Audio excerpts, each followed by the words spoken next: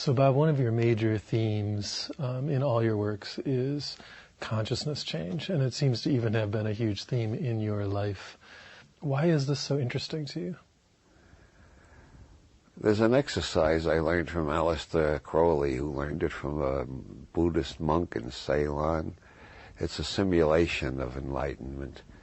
You sit down and as long as you can and think of as many aspects of the answer to the question, why am I sitting here doing this exercise? Well, I'm sitting here doing this exercise because I read about it in a book by Aleister Crowley, and he heard about it from a Buddhist monk in Ceylon.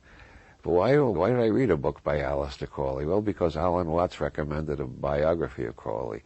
And you go on adding reasons, and after a while you come up with things like, I'm sitting here doing this exercise because the Scandinavians overfished the North Sea in the 5th century, and they couldn't make their living as fishermen anymore, so they turned to piracy. And that's why my grandmother's name was O'Loughlin, which means son of the Dane in Gaelic.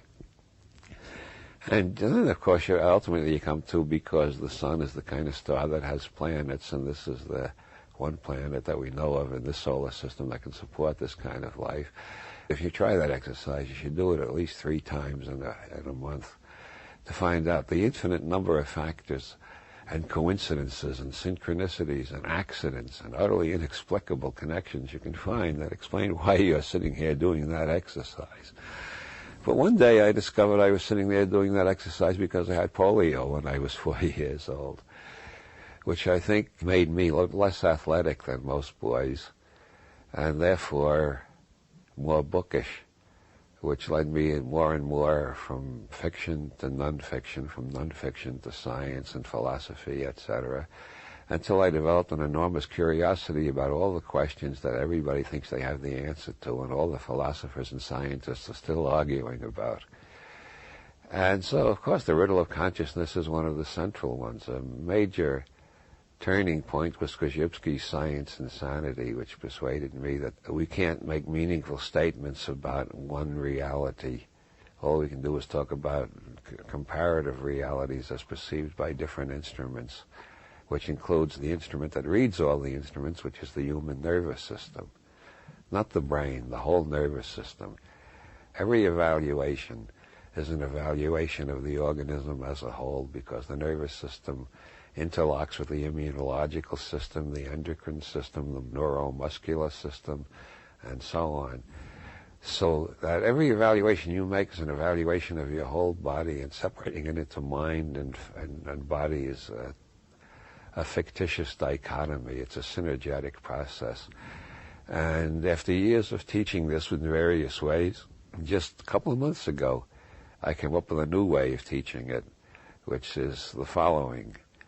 Remind yourself that you know the difference between a movie and real life, and you can keep the two quite distinct in your head, and you can control yourself with that knowledge. And remember the role of the editors, the camera people, and so on, as well as the actors. Then go see one of these really gory slasher movies that are so popular these days, and see if you can you remember all through it, this is only a movie. See if the director doesn't make you jump or cringe at least once, or grab the chair or something like that, or do some kind of physical reaction. That shows how reactions are reactions of the organism as a whole, and what the front brain knows does not control you at all. It just thinks it does. So if all reactions are reactions of the organism as a whole and evaluations of the organism as a whole, and then you start thinking about things like cultural relativism and neurological relativism and so on. And I suppose the major next step in my explorations of this area was reading Robert D. Ropp's Drugs and the Mind sometime in the late 1950s. I've always, all my life, read a lot of books on psychology. It's one of the several topics I try to keep up to date on. And Robert D. Ropp is a completely new approach, attributing mental illness to chemical imbalances in the body rather than to psychological factors. And that was only the first half of the book, though. I read that with great interest and a feeling that he was probably right. I still think more of what's called mental illness is neurochemical accidents rather than psychological problems per se, and a lot of it more and more looks to be genetic too. But the second part of the book was about chemicals that change the nervous system in a way that creates mystical and religious experiences. And I thought, gee, I'd like to try one of them because I've never had a mystical or religious experience. It might be interesting to have one and see if I retained my skepticism afterwards. A rather risky proposition, but I was young and ballsy and had more adventure than brains in me. And so eventually I got a hold of some peyote, and I had a mystical experience. I've had a lot of experiences which have changed my idea of reality profoundly. The idea of reality as a singular noun doesn't make any sense to me at all anymore. What model do you use? I like the sociological term gloss and grid, which some sociologists use. Korzybski called it your system of abstractions, which means a lot if you know the mathematical school he was working from, but doesn't mean much to most readers. Leary coined the magnificent term reality tunnel. I call it a neurological reality tunnel. Everybody has their own neurological reality tunnel, which is why we misunderstand one another so often and why we misjudge one another so profoundly. Can you describe what a reality tunnel is? We receive, I think, more than 1 billion signals every minute from the environment. Most of them we're not even conscious of receiving. They affect our legs, our arms, our eyes, our ears, our nose, our chest. All this information is pouring in, and the nervous system is making evaluations at different levels, working its way up.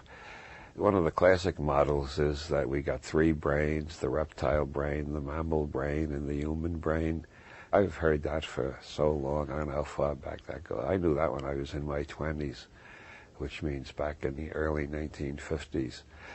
If we tried to be conscious of all the signals, we couldn't do it, because to be conscious of that many signals simultaneously means we only perceive chaos, which is the usual first reaction to LSD. Things turn into chaos, then they turn into different kinds of patterns. The chaos is because we can't handle that much information and organize it rapidly. So we throw out all the information that seems unimportant, which means we also throw out all the information that seems threatening to our belief system or to our dogma or to our ideology. We throw out everything we think can be ignored safely, so we concentrate on the things that seem important.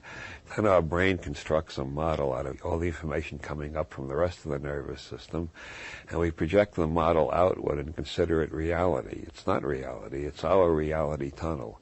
Everybody else in the same room is constructing a different reality tunnel.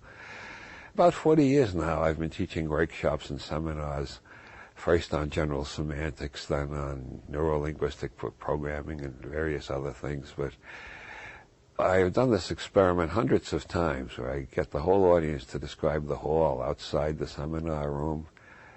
I never have found a case yet in hundreds of experiments where 2 people describe the hall exactly the same. The differences are sometimes astonishing. We all perceive a different world because our brains are organizing it according to patterns the brain has created to organize. And those patterns seem to be created, at this date it appears they are created, by our genetic programs, by our early imprints, by our subsequent conditioning, by our learning, and by whatever experiments we have done in reprogramming our nervous systems, which involve such things as yoga, psychotherapy, general semantics, neuro-linguistic programming, psychedelic drugs, brain tuning machines. And every time we reprogram our nervous system, our reality tunnel should change a little. If it doesn't, we haven't learned anything through that experiment, and it was wasted time. If our reality tunnel changes a little, then we have to spend a lot of time in the next couple of years checking our new reality tunnel and see if we can communicate it well enough to others that we don't get locked up as raving maniacs. If we don't get locked up as raving maniacs, then you can consider your new reality tunnel possibly just as good as your old one and maybe more accurate in some ways. It's traditionally been part of alchemy for a couple of thousand years, both East and West. The multiplication of the first matter really means changing your nervous system from inside, what John Lilly calls meta-programming. So after I read Drugs and the Mind and got interested in meta-programming, I found out that most of the interesting research was being done at Spring Grove in Maryland and up in Harvard. And the next thing I knew, the Harvard project was closed down, and then the Spring Grove project was closed down. And then the FCC passed a rule that no favorable reference to psychedelic research would be allowed on television, only unfavorable ones. And I began to feel like, oh, I know this scenario. I remember reading about it. This is called the Inquisition. So we live like the scholars of the Inquisition. There are thousands, I don't know, tens of thousands, hundreds of thousands, maybe millions of people in the United States experimenting with psychedelics on themselves to see how much they can change their brains for the good. And some of them are screwing up and changing their brains for the worse. But that does not justify the ban on scientific research. We write notes to each other in code so the inquisitors can't find out what we're doing. What do you think are the most useful drugs for metaprogramming? Well, I don't look at it that way. It varies with the individual. I got turned on to pot in the 1950s in the men's room at the Village Vanguard while the Modern Jazz Quartet was playing there. And man, I always liked the Modern Jazz Quartet, but after I got stoned and came out of the men's room, they were playing better than they've ever played before. Over the decades of criminal activity or forbidden science or the dark arts or whatever you want to call it, I've come to the conclusion that we not only have different neurological reality, we have different genetic blueprints that we start from. And I don't think there's a single drug, psychedelic, antibiotic, aspirin, or anything you could name that has the same effect on two people. People have to find out for themselves which drugs are safe for them. And no czar can decide for you. I mean, he can enforce his will on you by the use of soldiers, cops, guns, etc. There's no way he can decide which drugs are safe for you and which are dangerous for you. By and large, among the drugs that are currently controversial, that is to say illegal, I would say marijuana is the safest.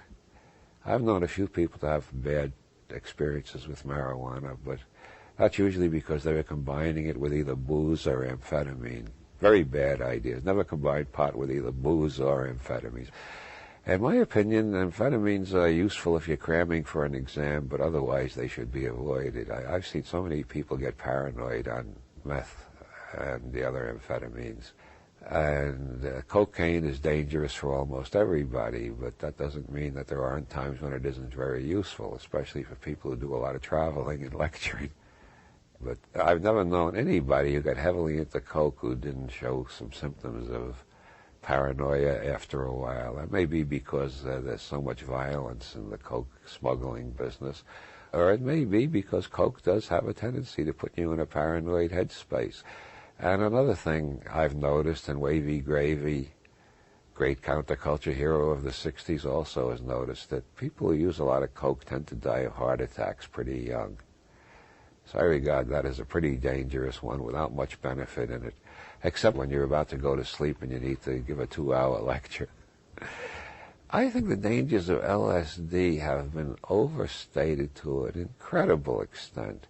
All we know is our own experience, of course, and all I'm talking about is what I have experienced and what I have heard from others and what I have read in the literature. But I would say that under very good medical psychological supervision, like in the experiments of the early 60s, I think there was like 1 out of 1,000 bad LSD trips, and they didn't last very long. Once it became illegal and it was fashionable for people who didn't have much philosophical or scientific training to take it just to have a weird trip, you had more bad trips then because they didn't know what they were doing and they weren't properly prepared. And who knows if it's even LSD. There are no safe generalizations about which drugs are dangerous for which people.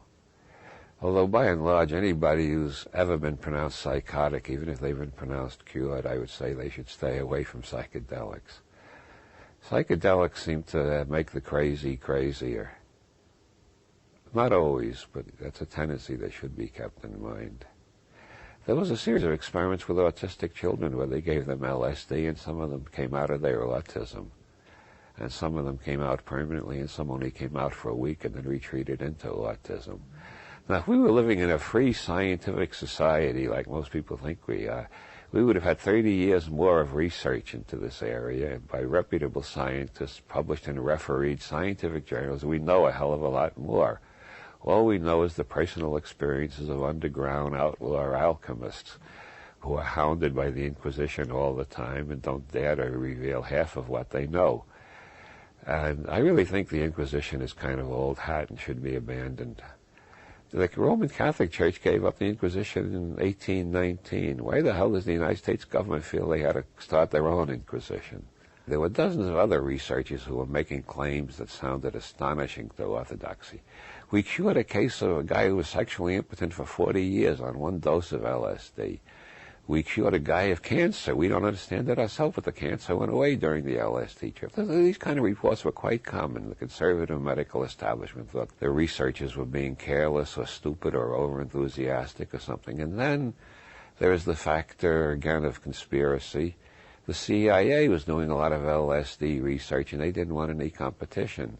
They didn't want people knowing too much about it. The more people know about LSD, the harder it is to use LSD to brainwash them.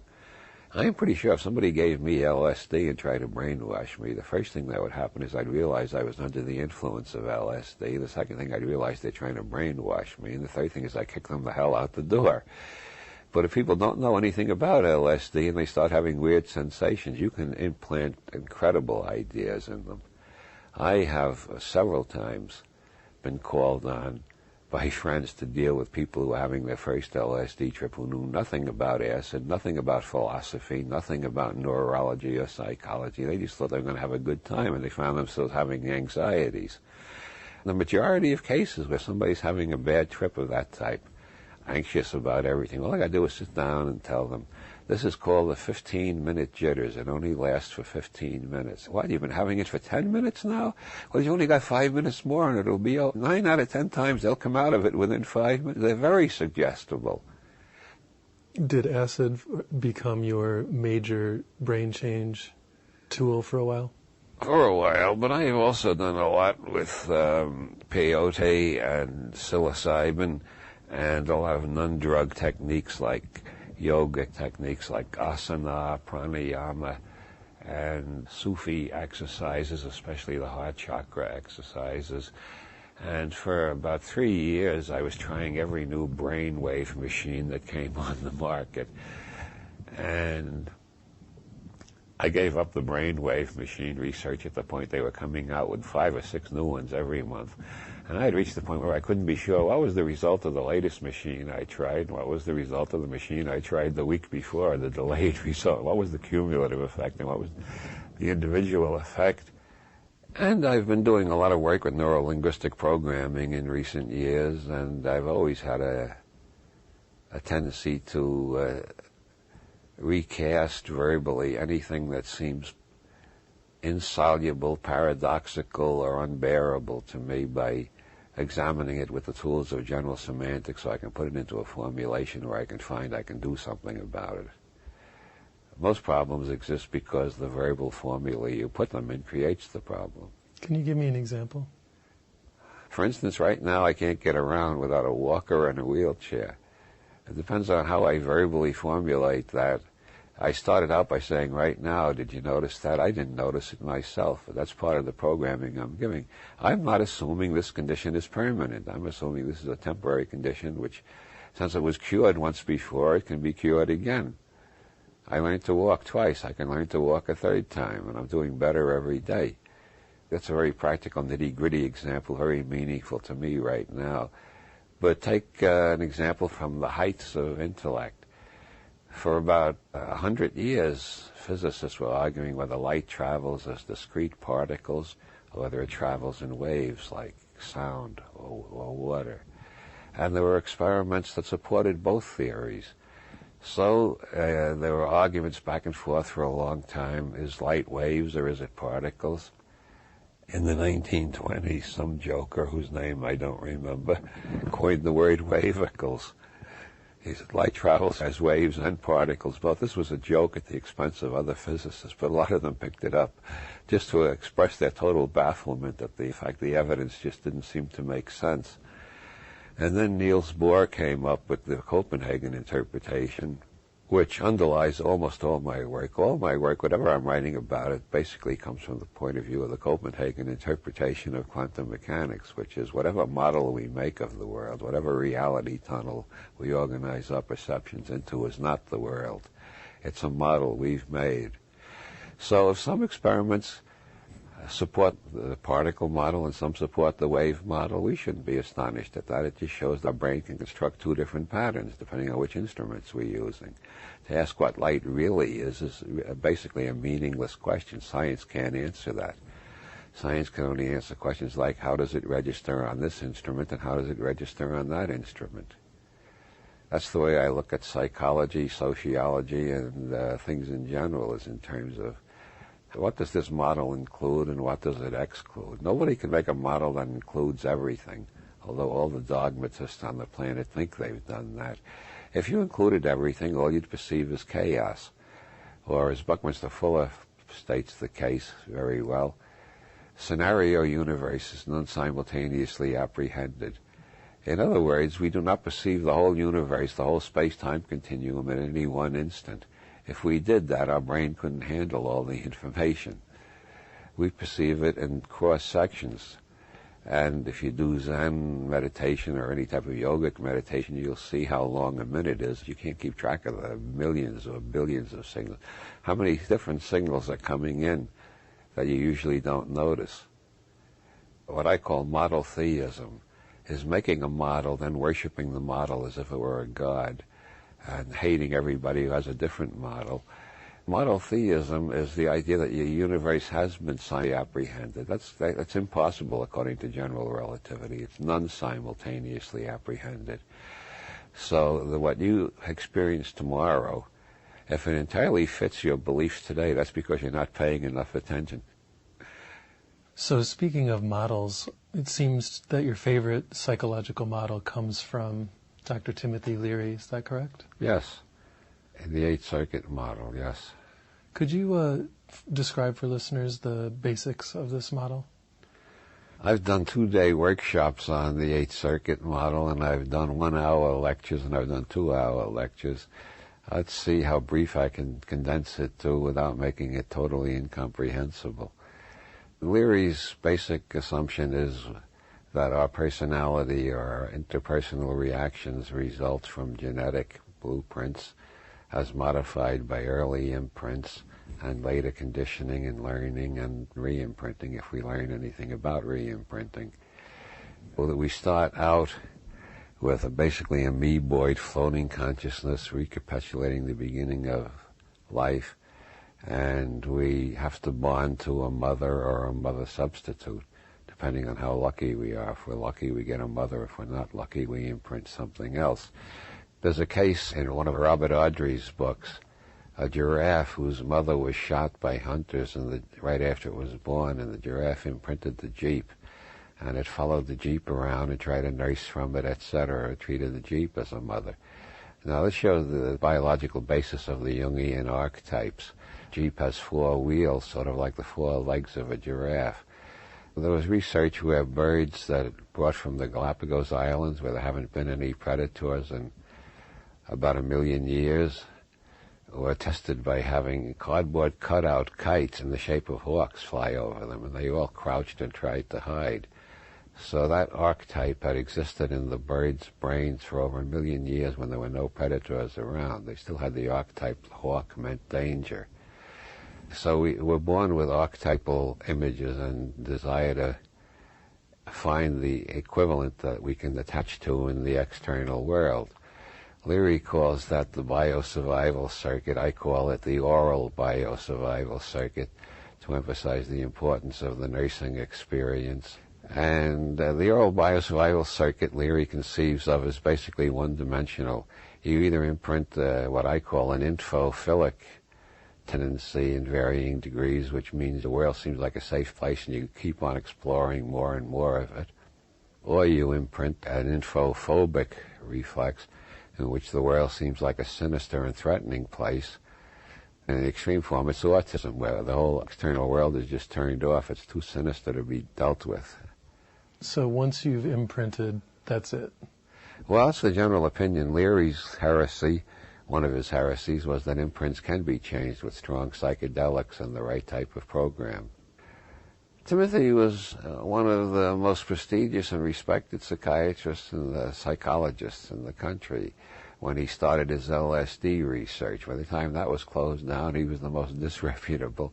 When the government started closing down LSD research, all the major researchers became, to quote a famous Irish saying, as silent as moonlight on a gravestone. Leary didn't. He went around the country raising hell and saying the government should not shut down scientific research and science should be free of government interference and all sorts of subversive and sinister things like that. So eventually, according to Leary's story, he was framed by a cop in Orange County. They planted half a marijuana cigarette in his car and then busted him and sentenced him to 37 years in prison. The regular sentence for possession of half a joint in California at that time was 6 months. For some reason, they gave him 37 years. It does look like there was a certain desire for revenge against Leary for going around telling people science should be free, it should not be controlled by the government. It's a subversive Jeffersonian constitutional idea of the type our present government wants to destroy entirely and doesn't want anybody to hear of or think about. The basic idea is that there's 8, quote, circuits, unquote, in the human organism. Leary liked the word circuits because with computers very early on. And from the 1970s on, he tries to use cybernetic and computer-type metaphors as much as possible. Some people object to it on the grounds that they think it's mechanistic. And I had a long talk with a naturopath who told me it would make a lot more sense if you said systems instead of circuits. So instead of saying the oral biosurvival circuit, if you said the oral biosurvival system, it would fit the organism as a whole more clearly and sound less mechanistic. And I've thought that over, and I've tried to write about the 8 systems rather than the 8 circuits. But meanwhile, books of mine in print are talking about the 8 circuits, so most people expect me to say 8 circuits, and so there's this kind of drag on my vocabulary.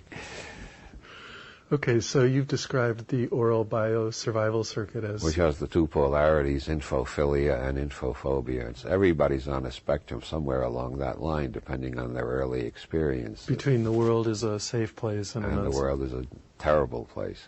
Those are the extremes. There's lots of places in between. You can imprint that this neighborhood is safe, but all other neighborhoods are dangerous. Just think of it as a line. One end is total infophilia. You're continually looking for new information about everything, and you're continually deliriously happy about the new, no matter what it is. Oh, a new atomic plant? Hey, that sounds groovy. Yeah, what? New pesticides? Yeah. And at the other end is the total infophobia. It's new, it's evil, it's dangerous, we don't want it. We're not going to take that goddamn vaccination. We'll have the witch doctor do a spell and cure the disease that way, and so on. And we're all somewhere on that spectrum between infophilia and infophobia. And according to Leary, we shouldn't be stuck in one place. We should be able to move depending on the evidence. But the standard science would say that once we have that imprint, that's where we're stuck. Yeah.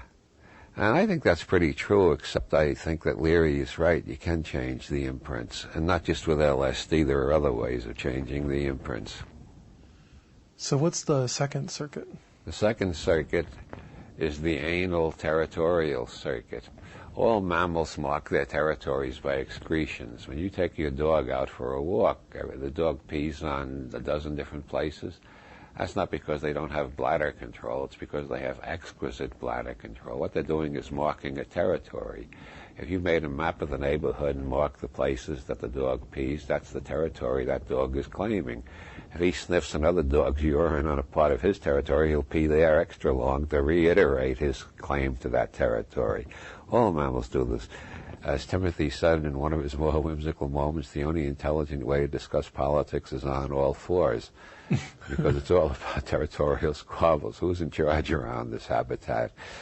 And the anal territorial circuit is a sort of an up-down at right angles to the forward-back of the oral biosurvival circuit. You're either at the top of the hierarchy and claim most of the territory, or you're at the bottom and don't have any territory and just take directions from those above you, or you're somewhere in between. When you put these two axes together, the right-left oral biosurvival circuit and the up-down anal territorial circuit, you get the Leary interpersonal grid and divide it into 4 parts. In interpersonal diagnosis, he divides it into 64 parts. It depends on how much precision you need in diagnosis. By the time you've started to walk around the house and meddle in family politics and struggle with your siblings and your parents for how important you're going to be in the hierarchy, and you find out where you fit in, you find out who you can bully and who can bully you and who you got to submit to and who you can dominate and so on. You got this scale on the up-down, and you got the forward-back scale of innovation or conservatism. This makes 4 quadrants, which Leary calls friendly strength, which is you have a high status and an innovative personality.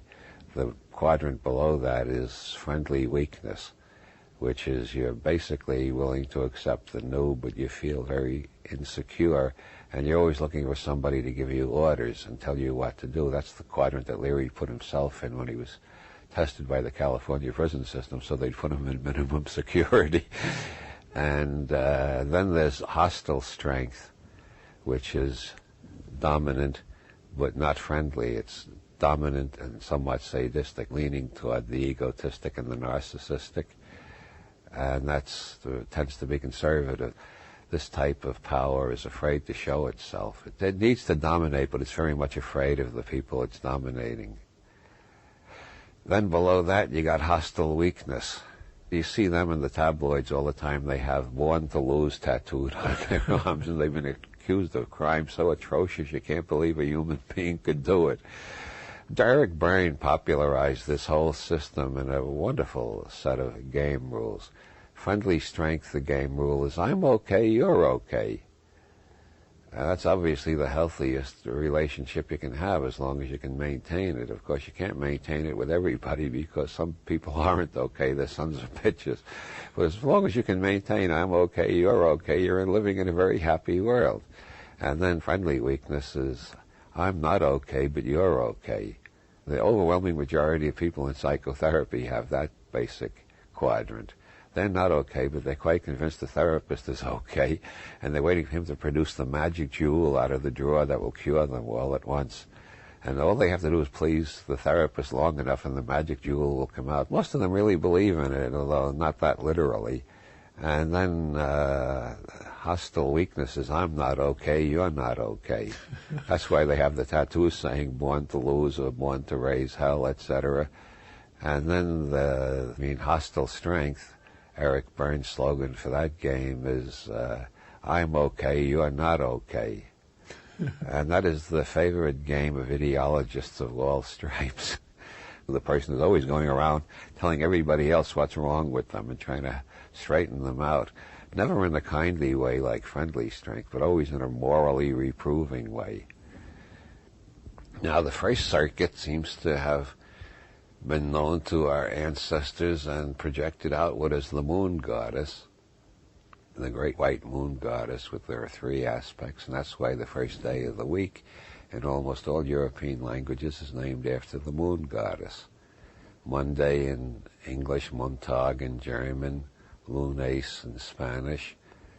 I did this in Amsterdam once with a very multilingual class. We worked our way all around Europe, and it's always the day of the moon goddess, which is the mother symbol, the all-providing breast. And Tuesday is Martes in Spanish. It's always named after a war god because it deals with the territorial circuit. Martes, it's always Mars. Tis was an ancient Anglo-Saxon war god. The Tuesday is named after. And so we got the moon goddess and the war god, and the next day is Wotenstag, or Wednesday, or Mercules, named after the god of communication. And that circuit is activated when we first begin to realize all the noises the adults making are a code, and we learn to decipher it, and we begin to be able to communicate. And this I call the time-binding circuit in honor of Alfred Korzybski. Leary called it the laryngeal manual circuit. It has to do with making speech units that communicate to others and manipulating the world with your hands. You build a model made out of words or other symbols, then you test it by manipulating the world and see if the world fits your model. You do that just naturally and instinctively. It's a genetic program until you get to school, where they train you to lose all your curiosity and just memorize the correct answers the teachers give you.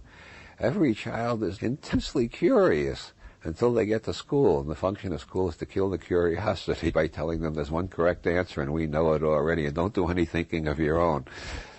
They stop that by the time you reach the college level, and they allow you to begin thinking then, unless you go to a Catholic college. So the third circuit is kind of a thinking circuit. Yeah, it's in terms of Jungian psychology, the first circuit is sensation, the second circuit is feeling, and the third circuit is reason. And Freudian, it's the oral stage, the anal stage, and the latency period. Anyway, with the third circuit, we have a revolution. The first two circuits tend to be basically conservative. They keep repeating the same patterns over and over throughout history. That's the major theme of Finnegan's Wake, how these first two circuits throughout history continue to produce the same patterns over and over. Cain and Abel, Napoleon and Wellington, it's all the same story. It's always the two brothers trying to kill each other. This is an evolutionary relative success for most mammals and most vertebrates, as a matter of fact. But the third circuit, by letting information be transmitted across generations, creates this information acceleration, which gets faster and faster as it goes along. Korzybski called that the time-binding function, and he said it's what differentiates people from other mammals. And once you get into the verbal and symbolic world, if you only learn words, you stay in one reality tunnel or belief system. And I always abbreviate belief system as BS, I think a very useful abbreviation coined by my friend David J. Brown. When you learn mathematics, you find there's a variety of symbol systems. If you can think in both words and mathematics, you got a lot more freedom than people who only think in words. If you're good at visualizing, you have another semantic circuit that word people don't have. Einstein, for instance, considered a great mathematician, said all of his ideas came to him as images first. Then he got the equations, and the third step was getting the words to explain the equations. This acceleration of information leads to faster and faster change, which is very disagreeable to the people in high positions of authority who have this burden of omniscience that they're supposed to be doing all the thinking, perceiving, smelling, sensing, hearing for the whole society, because everybody else is just supposed to follow orders. With this burden of omniscience and information doubling all the time, they get more and more out of contact with objective reality in the sense of what's going on in the sensory, sensual, space-time continuum. And so they more and more are making their decisions based on the basis of things they learned when they were in college 40 years ago, or things they heard from older politicians before they got into it. And everybody's afraid to tell them when they're wrong, because that's the way you get a pink slip and wind up on the unemployment lines. So we got the acceleration factor of information and the deceleration factor of the authoritarian structure, which doesn't like the acceleration factor and keeps trying to slow it down. And that, to me, is the basic dialectic of history: information attempting to break free and ruling elites trying to stop the flood of information from unseating them and creating a world they can't manage because they can't understand. So back to Circuit 3, how does that affect us personally? Well, it gives us the capacity for perpetual learning and perpetual intake of new information and transformation of ourselves and our societies. And it also tends to trap us in the cocoon of our favorite symbolism so that we can't think outside that. Then our BS, or our belief system, becomes a set of blinders which keeps us from letting any new signals in. If you're talking about abortion and somebody keeps saying baby killers, you can't get anywhere because they have created a semantic grid in which the fetus is by definition equal to a baby. And nobody has claimed this that about any other species. Nobody claims that an acorn is an oak tree or an egg is a hen. But for some reason, in the human class of life, the fetal form is equivalent to the post-birth form. I think that's one of the more remarkable metaphysical ideas floating around in our society. So you were saying that the first circuit gives us a forward-backward orientation, and the second circuit gives us an up-and-down orientation. Is that correct? Yeah. And so this third circuit orients The us third how? circuit seems to correlate with the fact that the majority of the population uses the left brain much more than the right brain, and uses the right hand much more than the left hand. The left brain is connected to the right hand, the right brain is connected to the left hand. And this creates a basic left-right polarity in our thinking. And when you put together the forward-back of the oral biosurvival circuit, the up-down of the anal territorial circuit, and the right-left of the time-binding circuit, you got three-dimensional space, which is the first type of space mathematically organized by Euclid or somebody writing under the name Euclid, or somebody earlier that Euclid ripped off or whatever. And that seemed to be the only real space up until the 19th century, when mathematicians discovered other kinds of space. The reason it seems like the only real space is because it's the way our nervous system stacks information. And that's why the third day of the week is the day of the god of communication, Mercury or Wotan, as the case may be. So where do we go on the fourth day of the week, or in the fourth circuit? Well, Thursday, Thought-Tog, it's always a thunder god and a father god. This is the domestication circuit. This is the socio-sexual circuit. At puberty, the DNA, which has been sending out RNA messenger molecules, making changes every day of your life probably, but at puberty it sends out a whole bunch of new RNA messenger molecules. Your whole body changes. And since the mind and the body are one system, the organism as a whole, the nervous system and all of its links to the endocrine and the muscular and other systems, suddenly you find yourself the bewildered possessor of a new body and a new personality for whom the only important question in the universe is, where do I get laid? And that remains the most important question until you're in your 40s, at least, sometimes until you're in your 80s, I hear. And to show how imprinting works on the fourth circuit, there's a case in Masters-Johnson, human sexual dysfunction. A guy who was about to make out for the first time in his life in the back seat of a car. At the crucial moment, a cop flashed his light in the window and said, "What are you two doing in there?" And this guy remained impotent until he arrived at the Masters-Johnson clinic for re-imprinting. They managed to re-imprint him and create normal male potency. But he was impotent for, I think it was 20 years before he showed up at the Masters-Johnson clinic. And we all tend to have our own favorite sexual profile depending on the incidents around our initial orgasm and mating experiences. Ergo, we all seem a little bit queer to one another. I call the fourth circuit the guilt circuit because every society has its own sexual rules. Whatever tribe you're born into, you got to learn the local sexual rules and obey them, or at least pretend to obey them, or if you can't obey them, try not to get caught.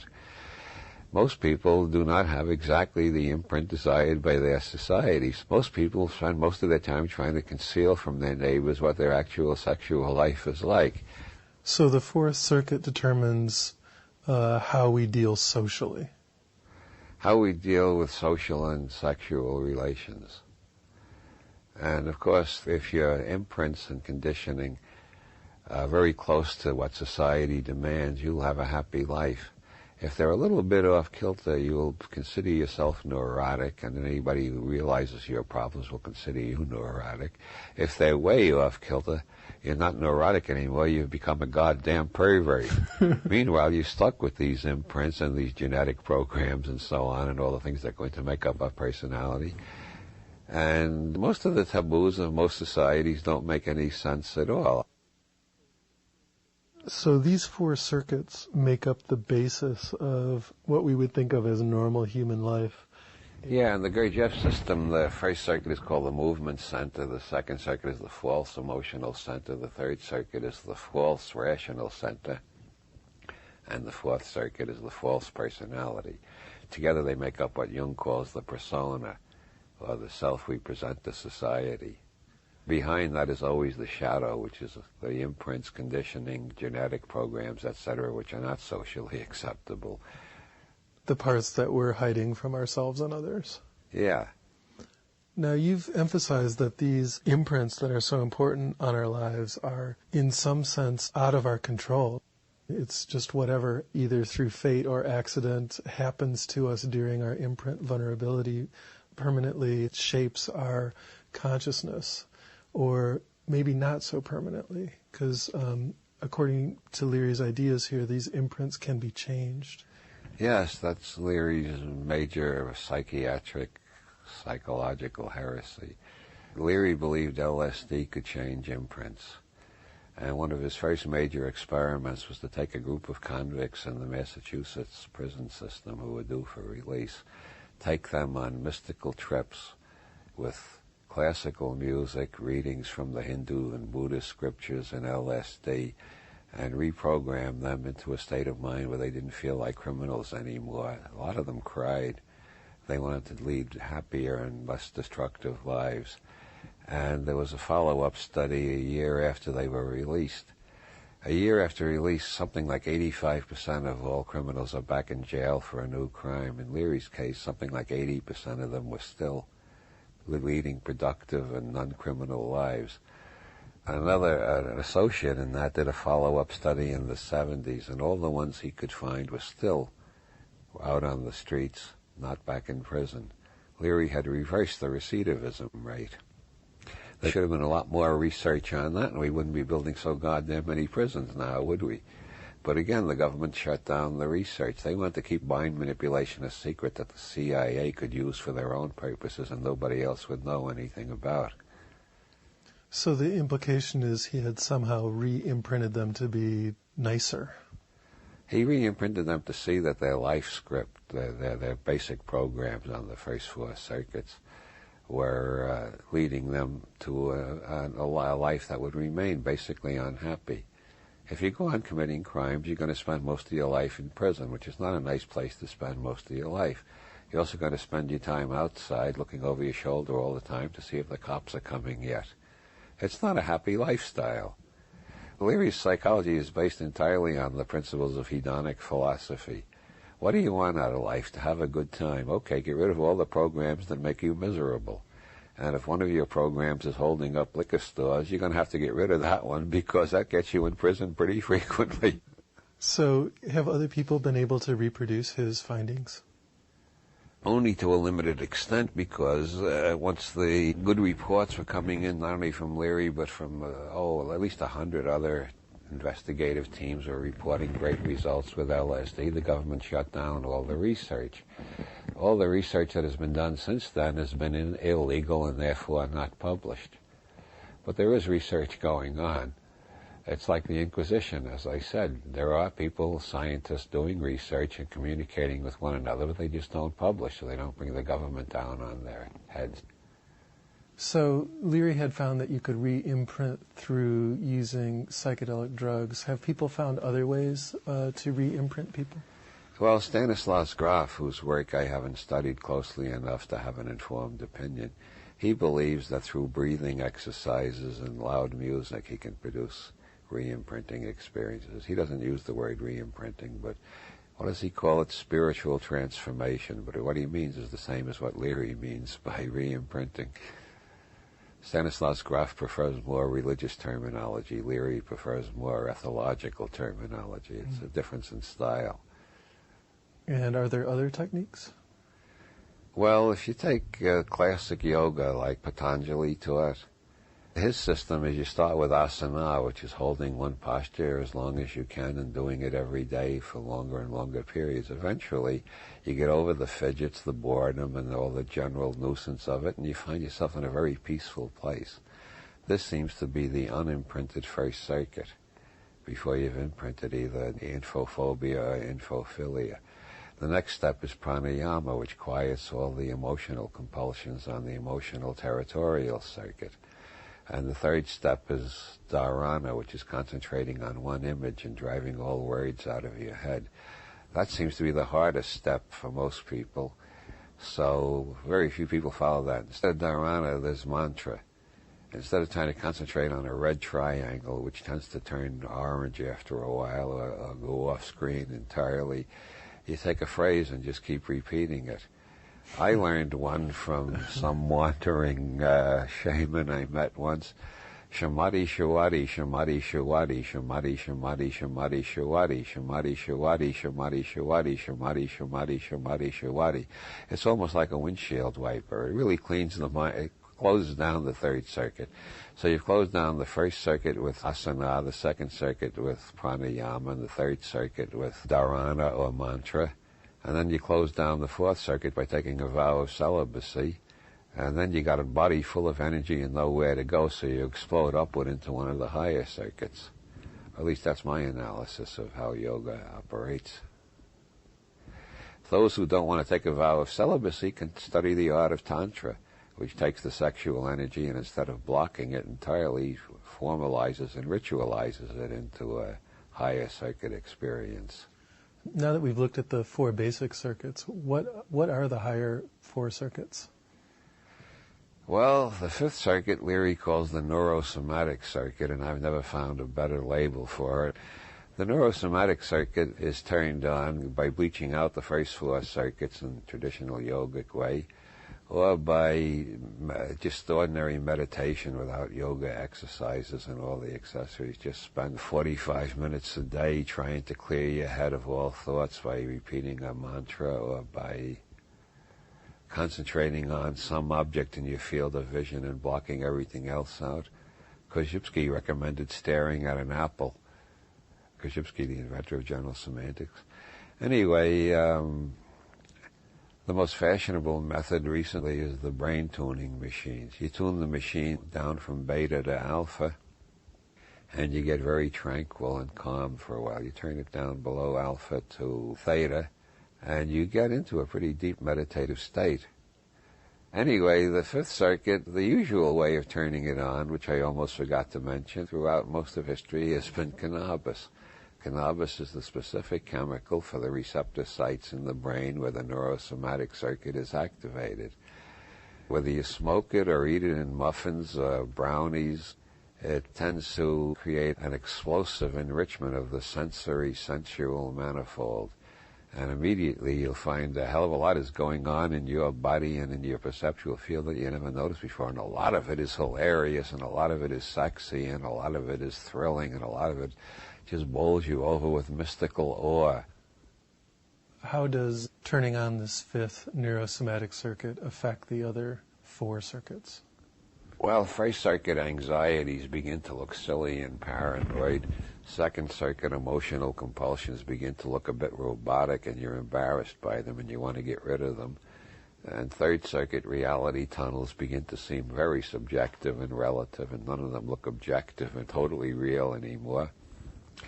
And your fourth circuit sexual pattern begins to seem a bit robotic and silly too. So you gain quite a bit of perspective on yourself. Yeah, you're gaining more freedom. Bob, does standard psychology recognize this neurosomatic circuit?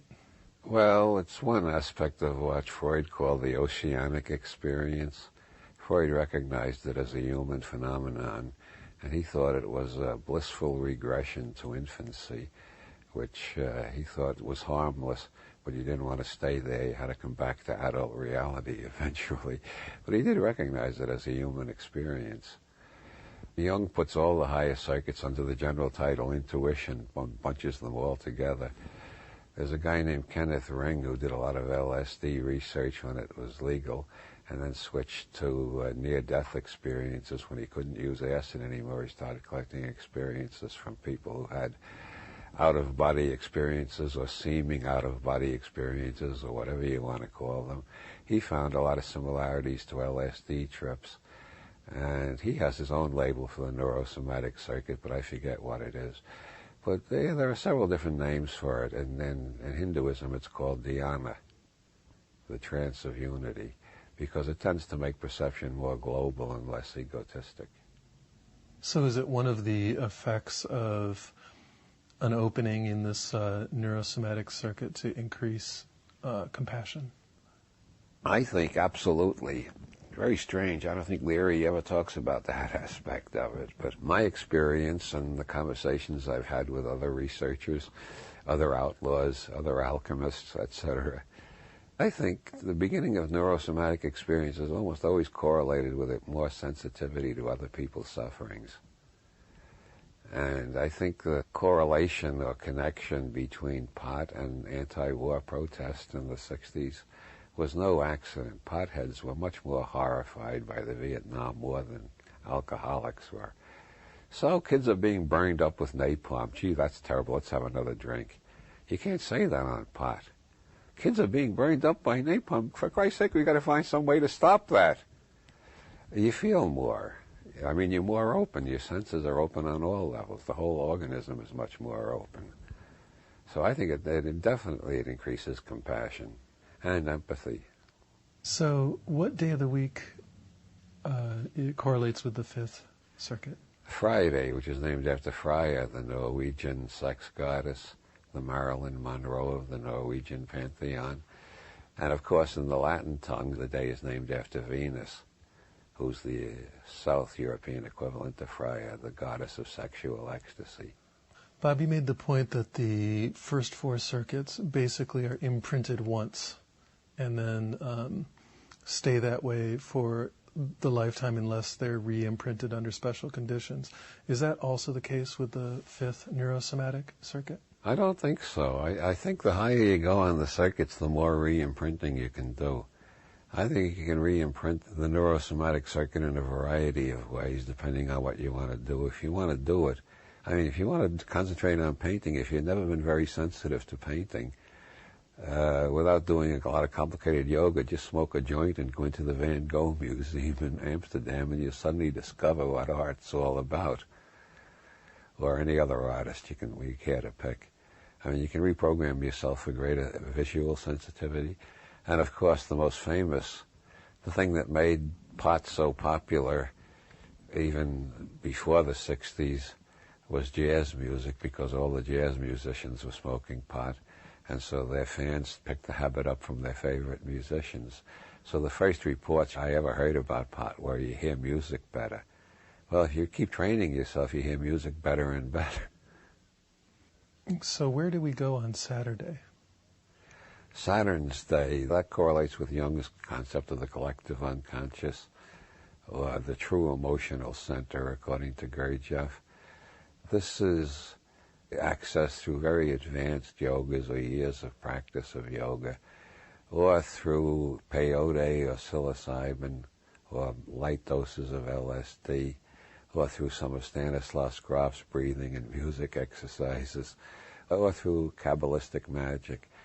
You can begin to encounter what seem to be separate intelligences. They may be aspects of your own brain. Israel Regardie says there are two ways of regarding them: the objective way, which is they exist apart from you, or the subjective way, they're aspects of yourself that have taken on numinous qualities and got projected outwards. Then the question is, how do you interpret this, subjectively or subjectively? After a couple of decades, I've come around to Israel Regardie's opinion, which is that it's best not to try to answer that question. Whatever answer you come up with, your next experience will contradict it. I find it very useful to think in terms of Jung's idea of the collective unconscious. What does Jung mean by the collective unconscious? It's got to be inside me if I can contact it at all, but it's inside everybody else too, right? So it's inside and outside at the same time. And that also applies to Sheldrake's theory of the morphogenetic field, which, for instance, one of the things that suggested the morphogenetic field to Sheldrake was experiments by McDougall at Harvard, where smart rats were bred with smart rats and stupid rats were bred with stupid rats, and they were tested over generations at maze solving. And as genetics would predict, the smart rats bred with smart rats got better and better at solving the mazes. The dumb rats bred with dumb rats didn't get worse and worse. They got better and better too. McDougall found this so astonishing that he repeated the experiment more than once. He did several. And it's been repeated in Australia and Scotland and various other places, and the rats are learning faster and faster. This can only be explained in terms of something that's inside every rat and it's outside every rat in the sense that it's in every other rat too. And that's sort of the way the collective unconscious, the morphogenetic field, or the neurogenetic circuit function. Bob, what is the essence of this sixth circuit? The experience of transcending time. Saturn was the god of time. The experience of feeling that this body right here and now is only a cross-section of a process that has been going on for 4 billion years approximately on this section of space-time, and may be related to similar processes going on elsewhere in space-time, possibly. It's a sense of immortality, in a sense that when this body dies, the genetic vector of which this body is an expression will just continue through time. And that the rules and laws governing that level cannot be yet, maybe never will be, put into really scientific terms, even as we decode the genome. The only way to really begin to understand it is by direct experience of the archetypes, whatever the hell they are and wherever they come from. Does this give us an even higher level of freedom than the Fifth Circuit? Well, if it correlates with Gurdjieff the way I'm trying to make it correlate, yeah, we have even higher freedom there. And a worse sense of responsibility. It's like the Buddhist doctrine of karma. My God, everything I do is going to have effects for the rest of eternity. If you really believe that, and it's hard to doubt it in the light of most of the data of modern science, nothing stops, everything just transforms. So if I do an evil deed, the effects of that are going to go on forever. The only place it stops being evil is when it reaches somebody who's trained in the Buddhist, yogic, or psychedelic, or some type of system where they know how to transform energy, and they say, gee, I just got a lot of bad energy, I'm not going to pass that on, I'll turn it into good energy before I pass it on. That's known as the great work in alchemy, and it's the goal of Buddhism and Taoism and most of the Oriental religions. So if the neurosomatic circuit helps to increase our compassion, the neurogenetic circuit increases our loving kindness. And hilaritas. That's a word I picked up from Ezra Pound's cantos. He quotes Gemisto Platon, a virtually forgotten Byzantine philosopher of the 14th or 15th century, I forget which, that you can recognize gods, even if they appear in human form, by their outstanding hilaritas, which is related to the English word hilarity and hilarious. But in classic late Greek of Platon's time, it meant basically cheerfulness, good humor, as we would say, but not in the sense of always joking. And in the Pound's cantos, the dominant forces that towards the end of the poem that take over and appear in all sorts of forms are amor and hilaritas, love and cheerfulness. I think I've become a much more cheerful person over the years in spite of a lot of tragedies, which, everybody has tragedies. I think I've become a much more cheerful person because as you tune on to the higher circuits, you get more and more distance from second circuit emotional, egotistic problems and more sense of the unity and harmony of everything that's going on. And your total unimportance in the major picture, really. No, you're not totally unimportant, but you're much less important than you think you are. So it's the big perspective of the Sixth Circuit that increases the good humor. Well, it's the sense that, I've seen this show before. What are they bringing this out of the mothballs and rerunning it again? Is there a kind of harmonic relationship between these two sets of 4 circuits? Is Circuit 5 a kind of higher version of Circuit 1? Yeah, and in a sense, Circuit 6 is a higher version of Circuit 2, etc. Yeah. You might say the second 4 circuits are the first 4 circuits with more flexibility built into each one of them, more multiple choice. I really like to use the metaphor of the television set. The first 4 circuits mean that you got 4 programs you got to look at every day, all day long. The second four circuits means you discover you got an infinite number of channels, and you can turn the channels any way you want and pick up any signals you want. You don't have to keep repeating the same four shows over and over. So where do we go with the seventh circuit? Well, here's where I departed from Leary's system entirely and brought in some John Lilly. In my books, I call it the meta-programming circuit. This is the circuit where you begin to reach the level of dialing and redialing your circuits to the extent that you become sort of like a computer that can program itself. To talk about this at all seems totally unbelievable to people who have been heavily imprinted by the fundamentalist, materialist reality tunnel. But Christian Science, faith healing in general, and things like that are examples of how people's neurological programs can absolutely overrule things that would be deadly to people without that flexibility. Every type of genius, I think, results from metaprogramming. Beethoven broke through the dimensions of music that nobody even knew existed before him. You can metaprogram yourself into all sorts of places. So how does it work, or what is the experience like of the seventh circuit? Well, let's put it this way. Two guys are hit by cars and they're dragged into the hospital. One is a normal four-circuit human being, typical of this level of structure. What's going to happen to him depends entirely on the skill of the doctors and the degree of the injury. The other guy, let's make it a woman, she has a seventh circuit personality. She knows a lot of it depends on her, so no matter what the hell the doctors tell her, she keeps telling them, I'm going to get better, I'm not going to die, you're all wrong. And she does get better and surprises them. This happens so often that there are two books about it on spontaneous remission, and they're both out of print. Doctors really don't want to think about it. It throws their whole science into doubt. I mean, this is without Christian Science. There are a lot of people who do it just on their own. Like Norman Thomas, founder of the Committee for a Sane Nuclear Policy, he had tuberculosis as a child.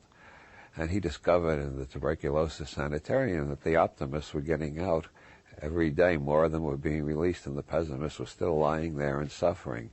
So he consciously made himself an optimist, got rid of the TB, and got released.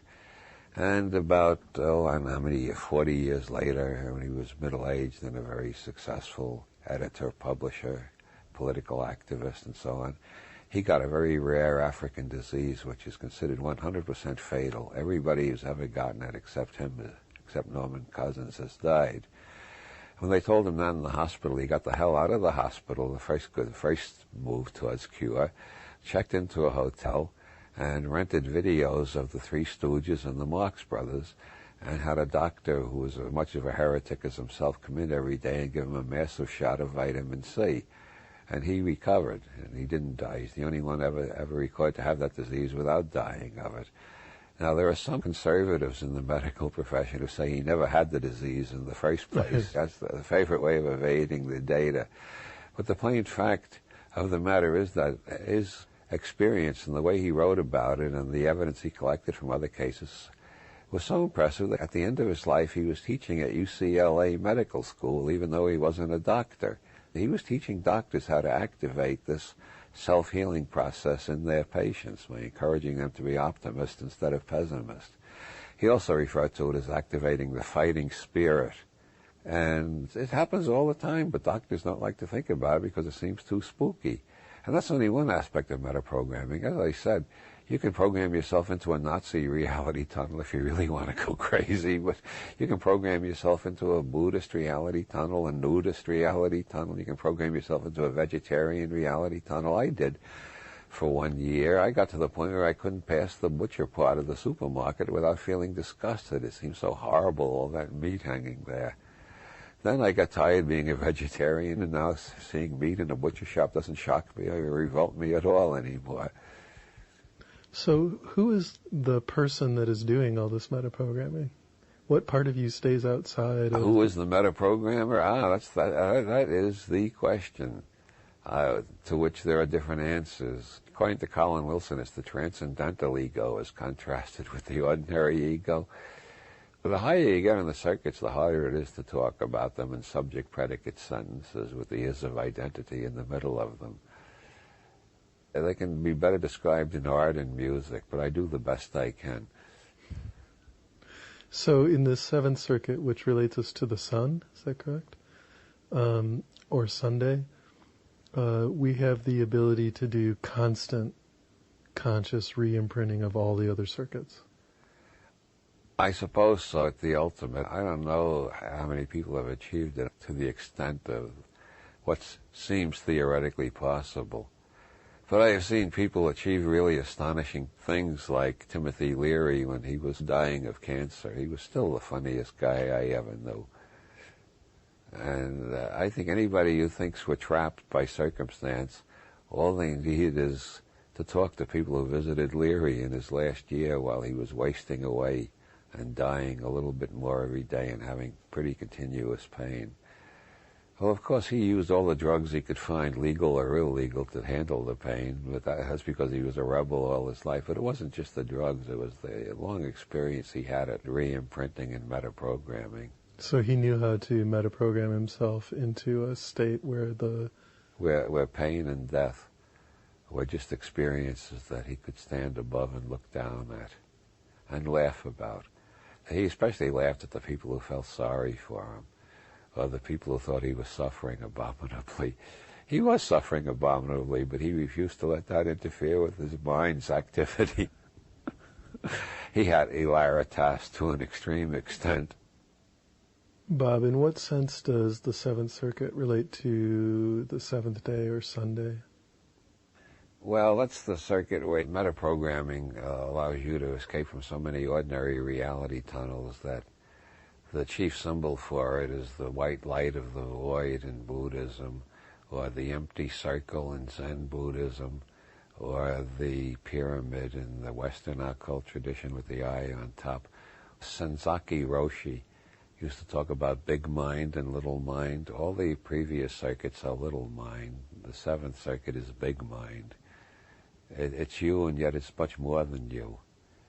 And that's why so many people call it the direct communication with God, or becoming one with God, or becoming one with the universe. But you can become one with an ant.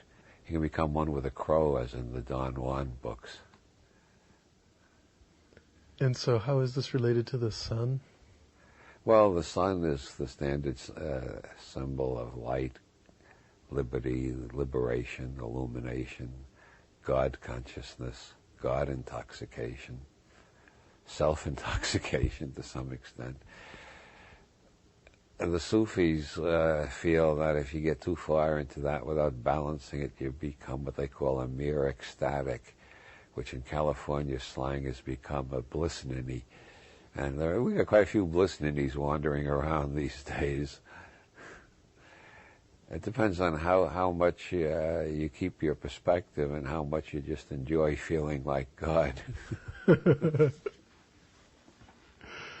So there is no eighth day of the week, obviously.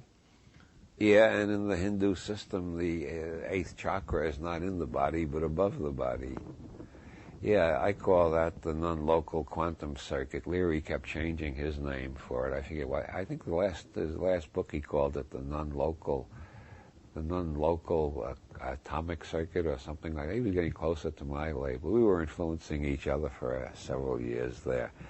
I call it the non-local quantum circuit because one of the most fascinating things in quantum mechanics is Bell's theorem, which has been confirmed 5 times now. It's not only mathematically sound, but experimentally it's been verified. And what Bell's theorem says basically is that everything in the universe is in harmony with everything else in the universe. Well, more specifically, it says any 2 particles once in contact continue to remain correlated in mathematically precise ways, no matter how far apart from each other they move, even if they're so far apart that information from one can't get to the other in the time you're taking your measurements. So how does information get around faster than light if the things are that far apart? Well, nobody knows, but David Bohm, for instance, gave 3 lines of interpretation. One is that we're going to have to radically redefine our ideas of both space and time, even more radically than Einstein did. The second is that information somehow travels faster than light, even though energy can't. How can information travel without energy? Well, that's the mystery to be solved, but information is somehow getting around. And the third approach is that it's not traveling around, it's always there. The hardware is local. And this is where I like to quote Jack Sarfatti, a physicist who I don't get along with very well, but he does have some great metaphors.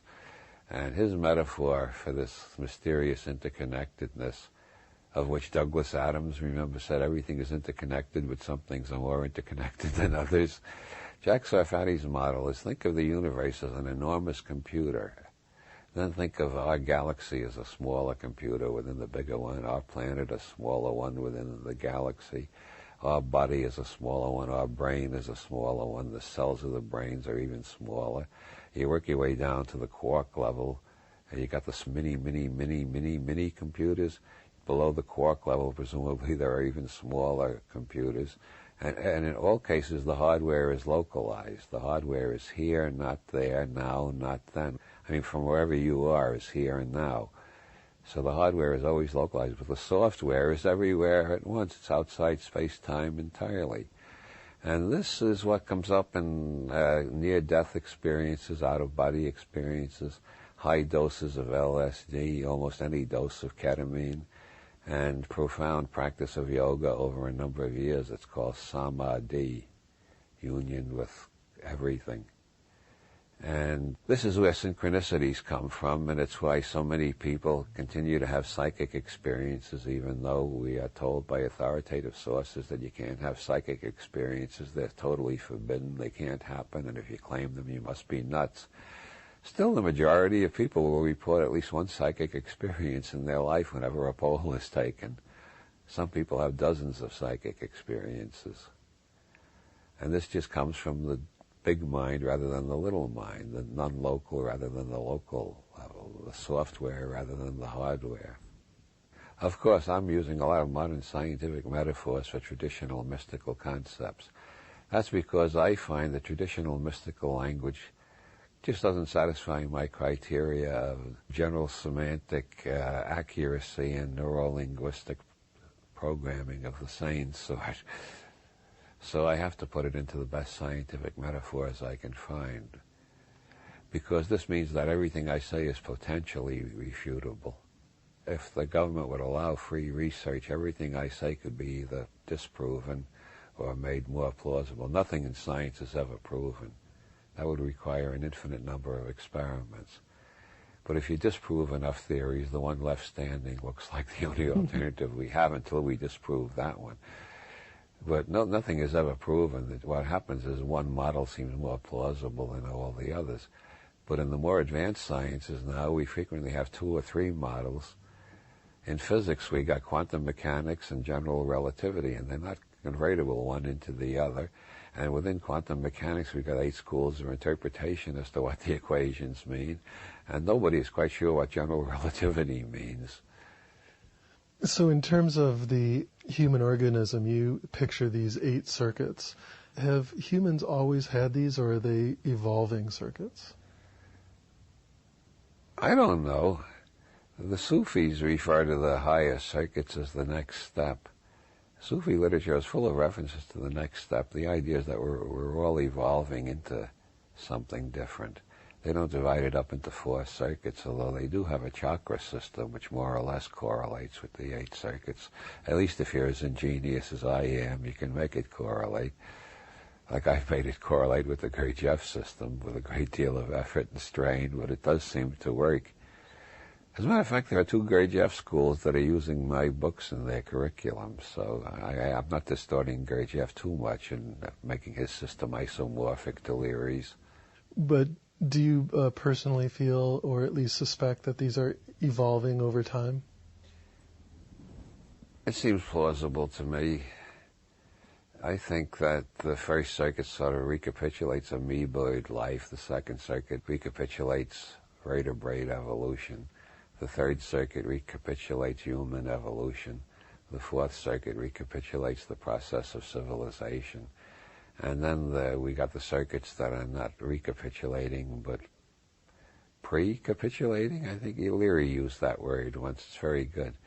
pre-capitulating. The neurosomatic circuit is pre-capitulating our experiences when we're living outside of gravity while in free space and space colonies. And the neurogenetic circuit is a forevision of the extreme longevity, if not immortality, that's coming very soon out of all these scientific breakthroughs in genetic engineering.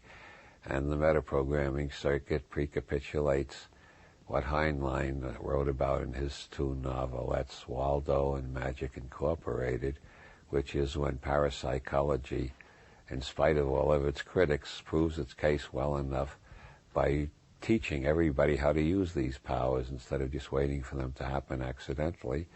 And everybody becomes their own psychic and their own magician, a self-metaprogrammer, which means a higher intelligence, to say the least of it. And the non-local circuit is preparing us, maybe, for fusion with other intelligences throughout space-time. So clearly, working with these 8 circuits could give us tremendous powers to control our own destiny. Can't people use this same technology to basically harm others? Yeah. Well, I think the major struggle going on is the struggle between those who want to program everybody else and those of us who would prefer to be self-programmers and, as far as possible, teach others to be self-programmers too, because self-programmers are more cheerful and happy, and it's nice living in a happy world. I just found a quote from Herbert Spencer, of all people, that sums this up. I've been trying to say it for years. Herbert Spencer said it better than I ever have. He said, nobody can be perfectly happy until everybody is happy. And that seems so transcendentally obvious to me, but most people don't have a clue yet about that. As you turn on higher and higher circuits and become more and more sensitive to what's going on, you more and more want to release people from the misery. Well, I don't want to sound pretentious about this, but like the Buddha, when he realized what was going on, he devoted the rest of his life to trying to deliver as many people as possible from the traps they were in and teach techniques that would work.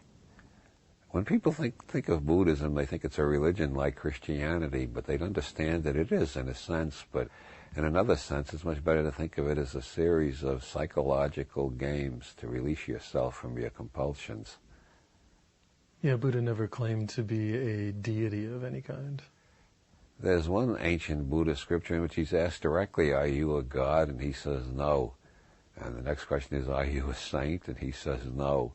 And the next question is, well, what are you? And he says, I am awake. Do you think people use the knowledge you're talking about of the psychological processes to brainwash people, basically? Yeah, well, here we go back to conspiracy theory. The revelations about MK Ultra, which were brought out by the Church Committee in the Senate back in the late 70s, opened up a real can of worms, which is how much of that kind of research is still going on, and of what Church discovered, how much was there that he didn't discover.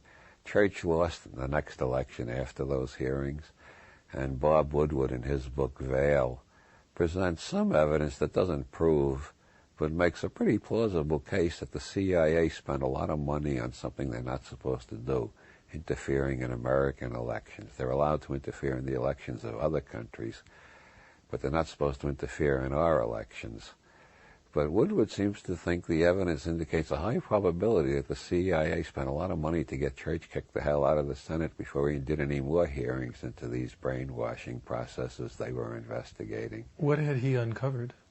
Well, what he uncovered was the CIA had given LSD to lots of people without their knowledge and did various head trips on them, that they had also experimented with electroshock, with brain surgery, and with varieties of things. They did some research with giving people LSD and putting them in an isolation tank with their own heartbeat, the only magnified as the only sound they could hear, to see if that would break them down to the extent that an entirely new personality could be imprinted upon them in place of their old personality. And there was a whorehouse a hoe house. I like the southern pronunciation, a hoe house. There was a hoe house in San Francisco where they were giving LSD to all the customers and watching them through glasses to see how it would change their behavior. They gave LSD to some of their own scientists without their knowledge, and one went out a hotel window in New York, and his family sued the government after the church hearings and collected damages. They were researching marijuana, too. Even while they were telling us it was too dangerous for us, they were giving it to soldiers and sailors without their knowledge and trying various head trips on them. One of the goals was to learn how to extract information from an enemy agent that couldn't be obtained through torture or any other technique, where they had a mental shield of some sort installed by their own intelligence agency where they just couldn't reveal certain things, how to break through that trapdoor code, so to speak, and get them to spill what they weren't supposed to spill. They did a lot of research on that, but they did a lot of research, too, on how to create more than one personality, just like the Manchurian Candidate, which everybody thought was a fantasy. It was a fantasy to the extent that we don't know that anybody ever succeeded. We don't know, we can only suspect. But the CIA did a lot of research on trying to create people who would be CIA couriers and agents and do jobs for them and never remember doing it. They would have two personalities. When they come back to their ordinary personality, they'd have a vague memory. I went to Paris, I had a good time, had a wonderful love affair, and they won't remember that they were at the American embassy or the Soviet embassy or something doing spy jobs. They won't remember any of that. Whether they ever succeeded, nobody knows, but they sure were trying very hard, and they had almost infinite funding. Well, and if the indefinite funding. Given the power of re-imprinting that you're describing, it seems likely that they could succeed at it. There's a book called Operation Mind Control by Walter Board, who has several cases. I feel that the evidence strongly suggests they succeeded. I don't want to say that it's been proven. All it can be said is they were doing a lot of research that from an ordinary human perspective looks as despicable as Dr. Mengel's research in Nazi Germany. They are mean bastards, they are. So the antidote to this, as you were mentioning the other day, would be knowing the principles of re-imprinting already. Yeah, having experience at re-imprinting, so when they start fucking with your head, you can fuck with their heads back.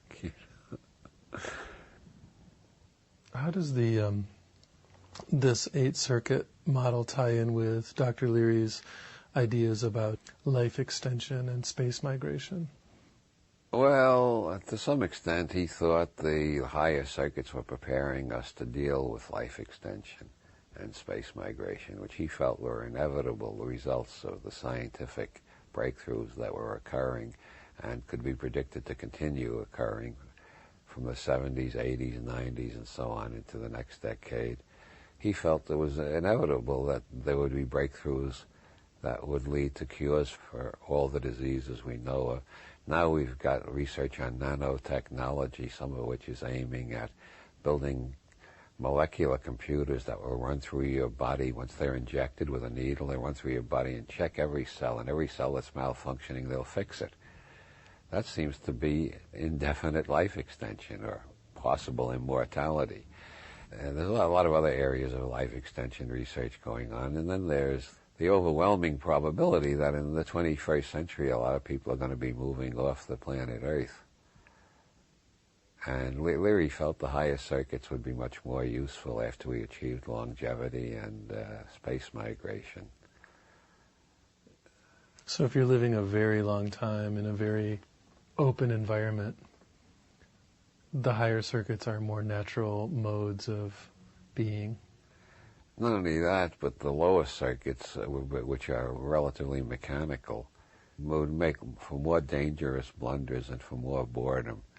If you're trapped in the same timid position on the biosurvival circuit and the same emotional compulsions on the second circuit forever and the same belief system of BS on the third circuit forever, life gets more and more boring. With the higher circuits, life gets more and more interesting. Hilaritas, amor et hilaritas.